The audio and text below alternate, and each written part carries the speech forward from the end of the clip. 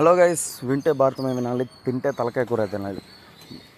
సామెత మోడిఫై చేసినప్పటికీ కూడా తలకాయ కూర అయితే ఎక్సలెంట్గా అయితే వచ్చిందండి. ఈరోజు మనం చేసుకునేది తలకాయ కూర.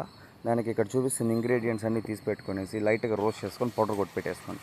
దాని తర్వాత సన్నగా తరిగిన 2 ఉల్లిపాయలు, ఒక టమాటా, కొంచెం అల్లం వెల్లుల్లి పేస్టు, ఉప్పు, కారం, ఇంతకుముందు చేసిన మసాలా పొడి, ఇవన్నీ నూనెలో రోస్ట్ చేసుకునేసి బాగా గోల్డెన్ బ్రౌన్ కలర్ వచ్చేంత వరకు రోస్ట్ చేసుకోండి. అండ్ దాని తర్వాత ముందుగా సైడ్కి పెట్టుకున్న తలకాయ ముక్కలను అయితే వేసేసుకోండి. తలకాయ ముక్కలను వేసుకునేసి బాగా మసాలా అంతా పట్టే విధంగా తిప్పుకొని ఒక 15 నుంచి 20 నిమిషాలు అయితే బాగా ఉడకనివ్వండి. దాని తర్వాత 1.5 లీటర్ వాటర్ పోసి కుక్కర్లో అయితే పెట్టేయండి.